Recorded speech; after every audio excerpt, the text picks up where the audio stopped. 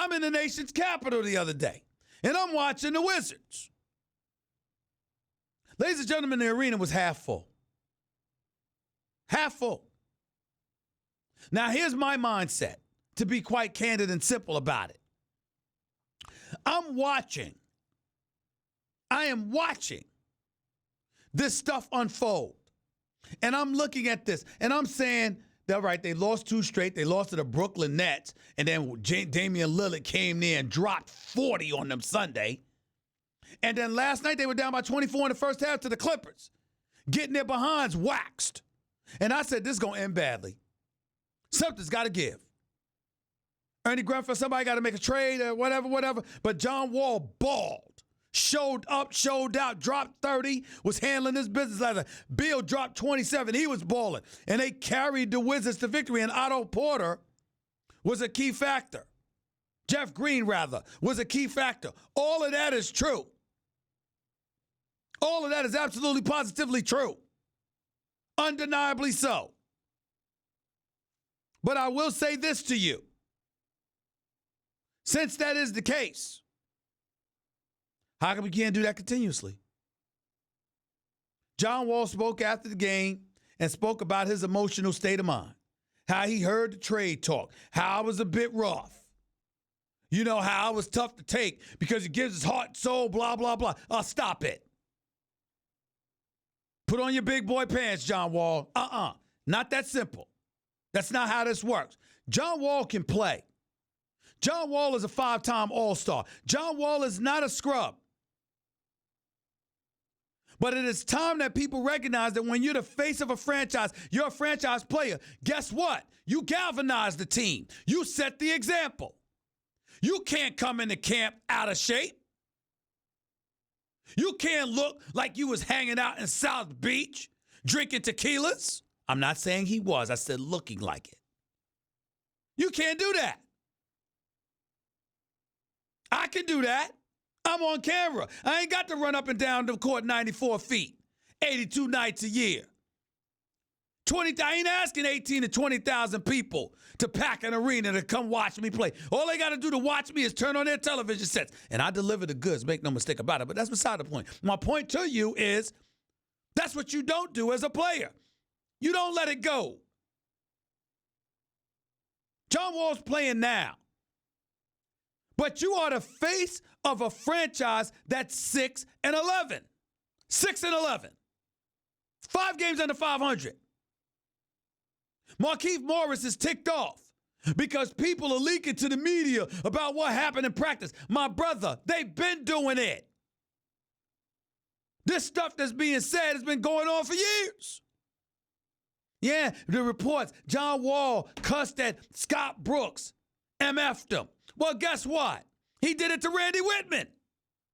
The only difference was that Ernie Grunfeld wouldn't allow Randy Whitman to find John Wall, but he allowed Scott Brooks to find him. And as a result, John Wall is not running amok.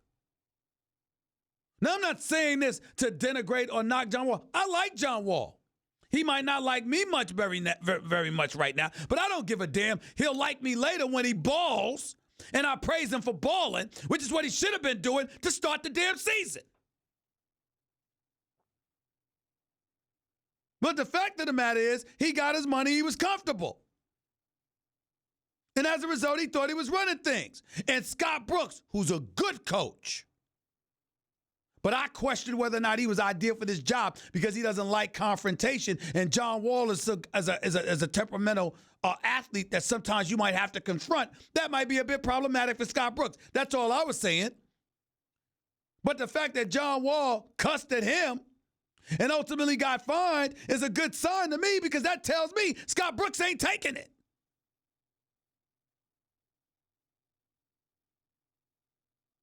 Now, you John Wall and the Washington Wizards, let's be very, very clear. John Wall is an all-star caliber talent that, based on his past, is worthy of the $170 million contract he signed. But the Wizards are trash. Now, that doesn't mean they'll stay that way, but for the moment, they're trash. And if you Markieff Morris, I got news for you. I'm not saying this about Markieff Morris. I like Markieff and his brother Marcus. I like them both. And I respect the hell out of them. But you need to know, since you want to be sensitive to what's coming out of the locker room and the franchise, let me tell you something else that's coming out. You do have people who believe, not Stephen A., but you have people who believe you comfortable even when you play suspect because you got a good relationship with John Wall.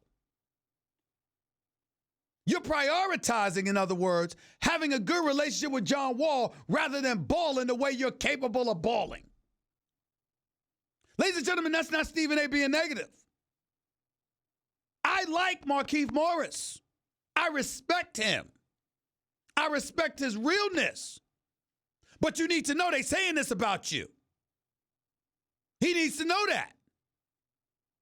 Once again, everything comes back to John Wall. Bradley Beal struggles. They blame John Wall. Markieff Morris struggles. They blame John Wall. Otto Porter struggles. They blame John Wall. Kelly Oubre struggles. They blame John Wall. Gortat struggled all last year. Damn near quit on John Wall. Since John Wall MF'd them last November and lost them psychologically, they blame John Wall. That's a fact. It's a fact. Now, you might not like that, John Wall. My brother, it might not even be fair.